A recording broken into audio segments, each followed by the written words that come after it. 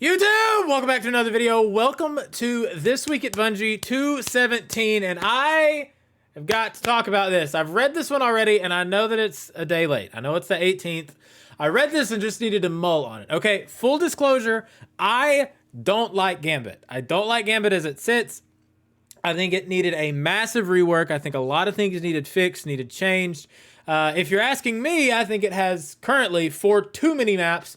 A whole bunch of, just a bunch of stuff wrong. I don't like Gambit. I did play it 8% of the time last year.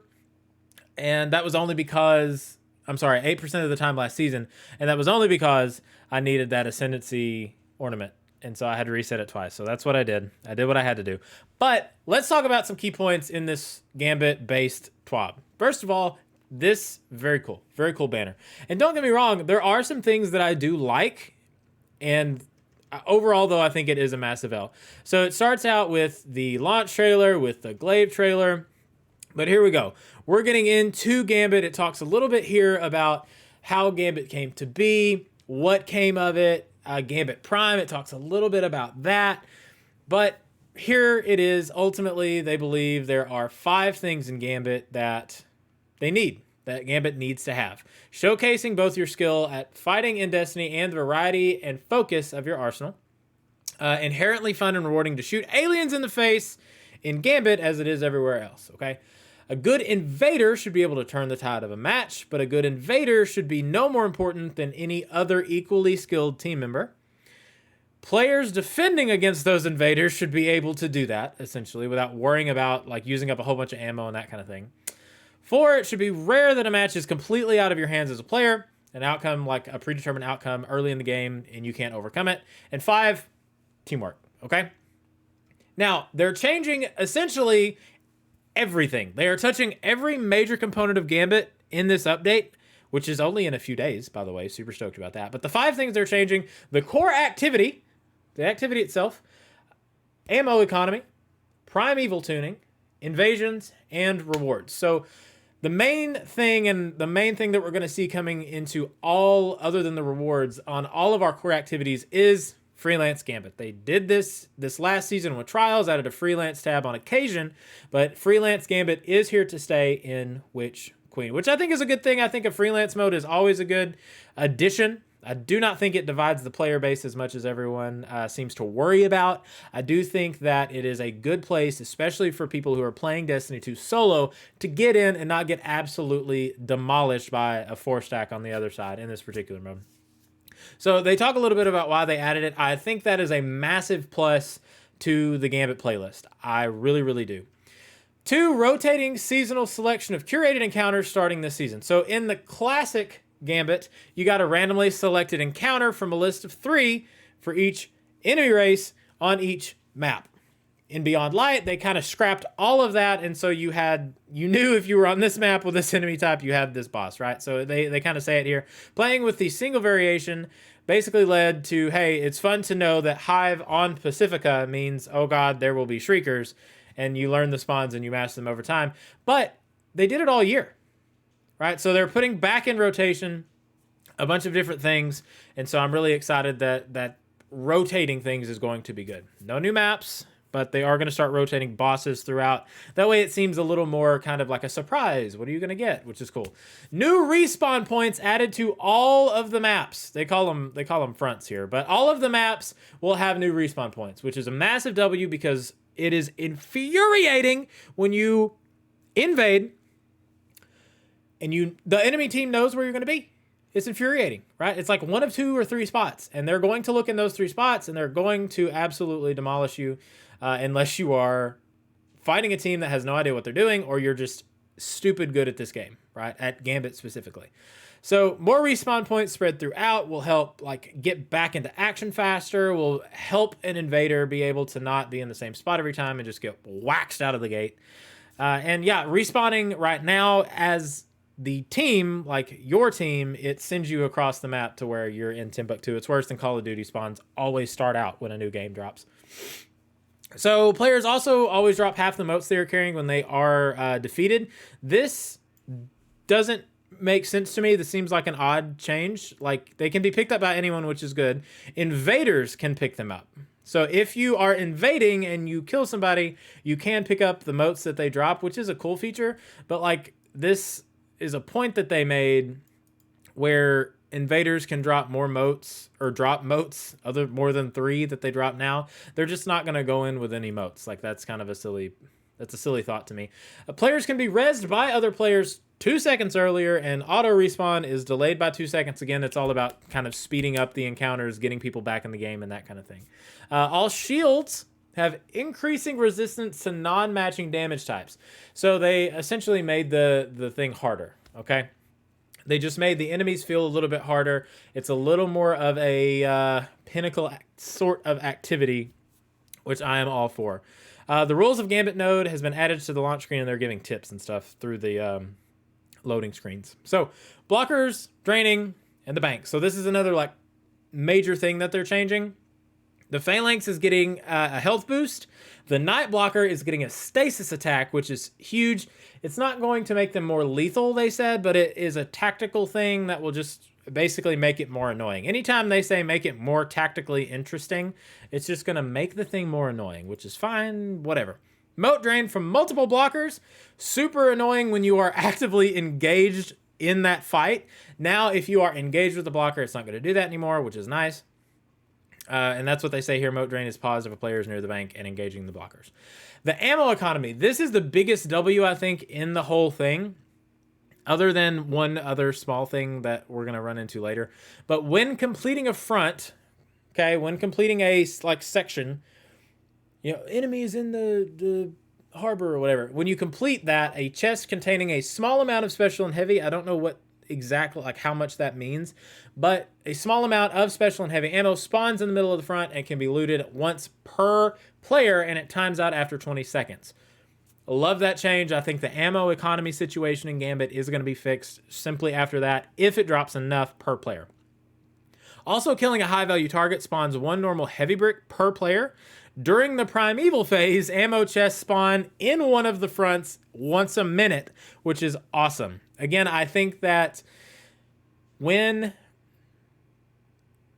you are in Gambit, you're always struggling for heavy, especially if you're not on that column where the heavy spawns, because it can currently only be taken by 1 player. You're always struggling for special and heavy, so I think this is a really, really nice feature, and it kind of opens the opportunity for modding different things on your armor, okay? Limited special and heavy ammo bricks only spawn from enemies if you have finder mods equipped, and that's, again, it's just it's a build crafting thing, all of that, okay? The primeval fight itself, they're retuning some things. You can no longer burn through the boss. Okay, this is a good and a bad thing, I think, in my personal opinion. I hate damage-gated enemies, personally. Like an immune phase, just for the sake of an immune phase. Super annoying to me. I do understand why they're doing it in Gambit because of, you know, just the melt from a 4-stack. Like, you get 4 Thunder Crash Titans on something as an example or whatever. You do have to go kill the envoys to drop the shield, and they spawn out and about in the map. I think that is overall a good thing, but I do hate damage gating things. Envoys respawn at 30% of the damage done. This is how they're damage gating it. So you do 30% of primeval damage, boom, new envoys, and you got to go, and it's rinse and repeat, okay? This is the biggest stub, though, in the thing. The primeval servitor has been removed. That thing has been the bane of my existence from the beginning when I got that malfeasance quest. It is the most annoying thing on the planet. It is gone for now because the shielding mechanic that they had with the little baby blight, super annoying, but I'm so glad it's gone. The malfeasance quest now just starts on your first primeval kill, which is wonderful. Here's where it goes downhill super fast. The retuning of the invasions, okay? This first part didn't matter to me. It's been gone since the beginning. Level advantage, no longer a factor in PvP part of Gambit, which is cool. It made no sense to me why it would be anyway. I didn't even notice it before. It was just kind of a silly thing in there, but I'm glad they're taking it out completely. One of the moat phase invasions has been removed. So instead of 3 invasions, you now only get 2 moat invasions on 40 and 80. I hate that. That makes no sense to me whatsoever, especially when you add it to the rest of this, okay? Invasions can no longer be saved. You have to use the invasion or it will time out. Makes no sense to me. That was a tactical thing. You saved the invasion for when they had moats to lose. This makes no sense to me whatsoever. Invaders can now no longer see how many moats they have. Per like which character has which moats. You can't hunt them down anymore. There's no point. There's no targeted tactical thing to do once you get over there.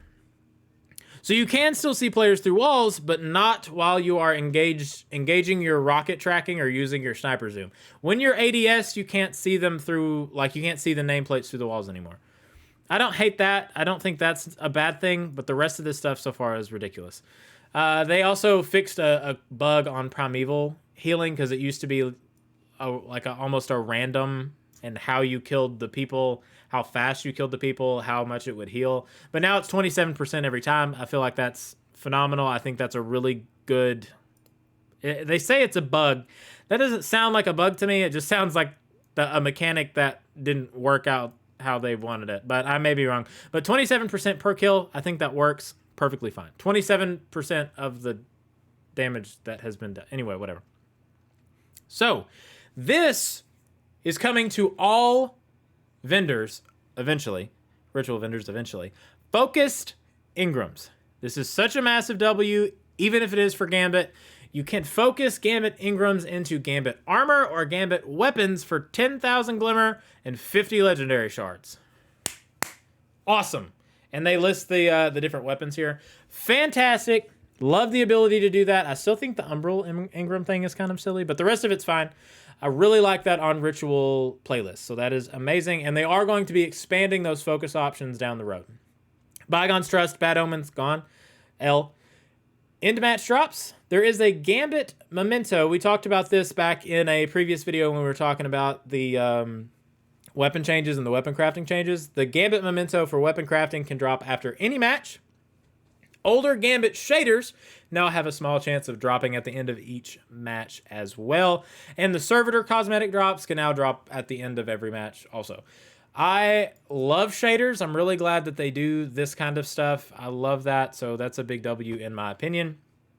And more rituals will get this treatment throughout the year, but they don't have dates yet. And I'm very good with that. Gambit Labs, they are adding. So similar to the way that they did Trials Labs, where it was like freelance and the control point and stuff like that. They are taking a pass over Gambit and doing the same thing. They're also tuning the daily bounties, so like weapon kills, instead of 25, it comes to 15. Melee and grenades come all the way down to 5, which is in line with some of the other things in the game. Super kills, 15 down to 10. I think that's going to make the repeatables and the dailies much more obtainable, especially for people who don't want to grind Gambit like myself. Season 17 also making some tuning changes, like with adding new bounties and stuff, and they're going to be adding new bounties later in the year because of the rest of the Light 3.0 update, Solar and Arc, okay? They mentioned some Gambit Labs that I am excited to see, okay? So the Gambit Labs Invasion Edition. So here we go. There are 2 that they outline here, and they're going to run for 1 week each and completely take over the Gambit node just like the Trials of Osiris Labs did. Invasion Swap, where your moat phase gives the other team the chance to invade instead of yours, which I think that's going to be a fun one considering, because you have to be like, wait, do we need to do this now or do we need to all wait? You know, I think that's going to be fun. And Moat Thief, I'm interested to see this one. I just don't think it's going to do enough, but essentially, when you're invading, you are the raid boss that needs taken down, and so you are going to be what drains moats, not the blockers. But you're only going to be draining like one so many. I don't know if they even say it here. Maybe it said every second the invader is invading, it's 1 moat gets drained. I don't know if that's enough to make a difference. They're saying that instead of just outright killing everybody on the other team, you just go over and hide. That way it just is constantly draining moats. I'll probably play both of these just to give my full opinions on them later, but it is what it is. So, Trials, what's next for Trials?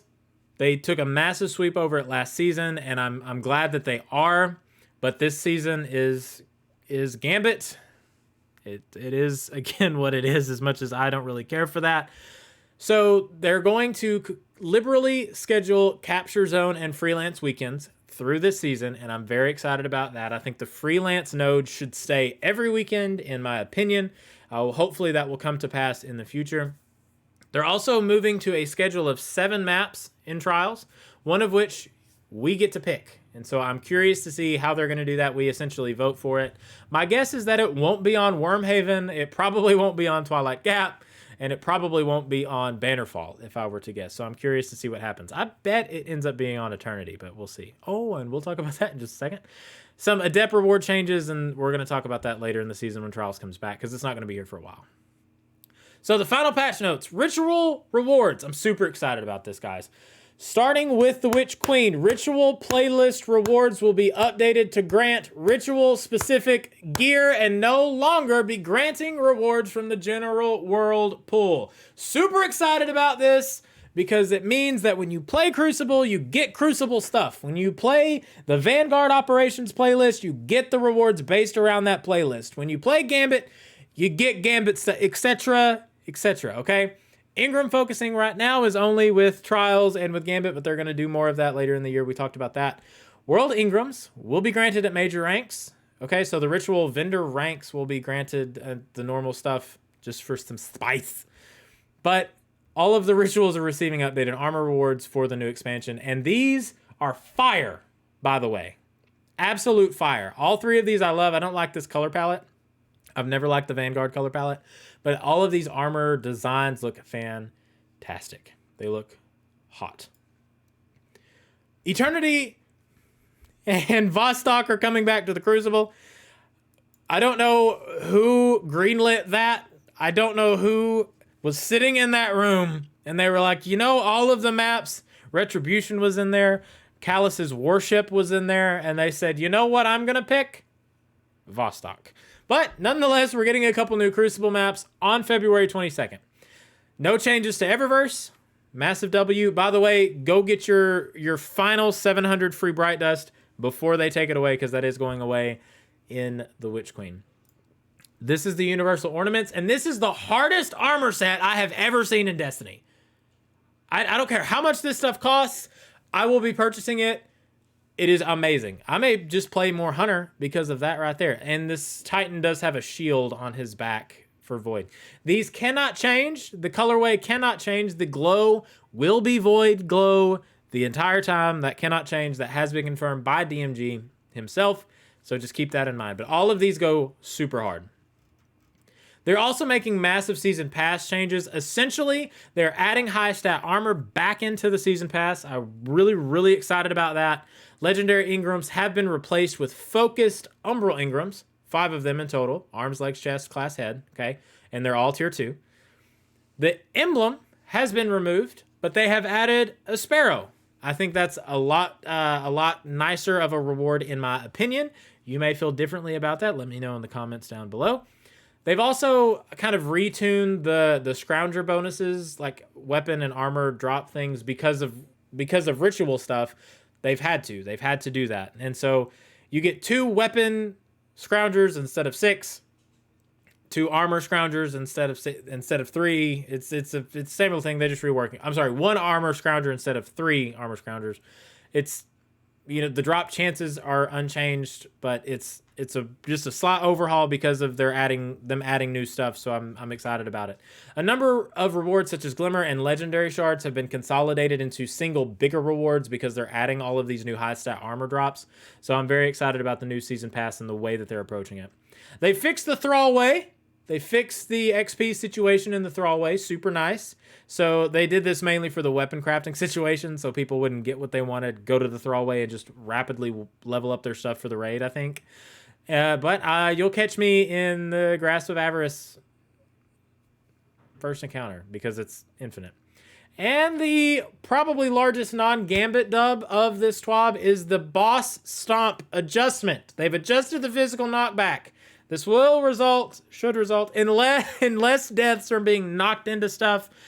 As someone who lives and dies by the Boss Stomp death, Super excited about it. They are going to do a full patch note probably on Monday if I were to guess. Just some light reading on like some fine tuning things. That's not going to be great. This emblem! So I'm not on the purple platform, but purple is my favorite color. I will be acquiring this emblem. So this is the new Twitch subscription bounty. So where you gift 2 subs to one of the content creators over there, you get access to this emblem. Love that. There are a lot of Destiny creators on the purple platform. And if you guys are interested in who I recommend to watch, please let me know in the comments. But I will be picking this up because that is amazing.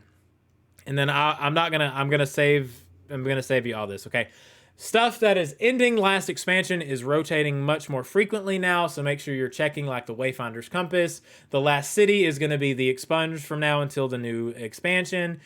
All that stuff, make sure you pick up your seals, you pick up your Bungie bounty stuff, you take a look at what's getting vaulted and what's not. They do know a couple things that are being broken, and they know of some, these are movies of the week, they do know of some exotic situations that are broken, and they are going to, take them out of the game. They are going to not take them out of the game. You know what I mean? They won't be able to fix them before the raid, so they're not going to allow them to be used that way, but they're going to be very open and honest about all that, as they usually are. That way you don't spend a bunch of time leveling a bunch of stuff up and infusing a bunch of stuff when you won't be able to use it for the raid. So anyway, that's it, guys. Thank you so much for watching. That was the Gambit-based TWAB from 2/17/2022. I am so excited for the Witch Queen, and I will see you guys in the tower.